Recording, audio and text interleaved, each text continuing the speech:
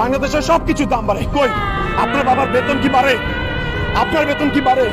আজকে আমি এখানে কথা বলছি, কালকে তো আমার লাশটা বুড়িগঙ্গা ভাসতে পারে, কালকে তো আমিও ট্রাকের তলে চাপা পড়তে পারি। এই মৃত্যু ভয়, একদিন না একদিন তো মরতেই হবে।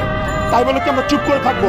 একবার আওয়াজ তুলুন, একবার আঙুল তুলুন, একবার শব্দ করুন সবাই মিলে। যখন মানুষ, প্রত্যেকটা তরুণ প্রজন্ম আশাহত হয়ে যাবে যে ওই ছেলেটা কথা বলেছিল তাও শেষ হয়ে গেছে, ও আজকে আর পৃথিবীতে নাই, তখন ওরা হতাশ হয়ে যাবে। এই যে দুর্নীতিবাজ সিন্ডিকেট দেখছেন, ব্যবসায়ী দেখছেন, এরা এই সকল আইনের ফাঁক ফোকর দিয়ে তারা বের হয়ে যাচ্ছে।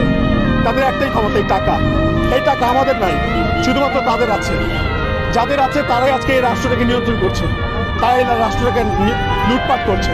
আপনারা হয়তো জানেন যে বাংলাদেশের দ্রব্যমূল্যের ঊর্ধ্বগতি, সেটার অবস্থা আমরা একাই বলতে হয় না, আপনাদের প্রত্যেকটা ঘরে ঘরে সবাই কথা বলছে।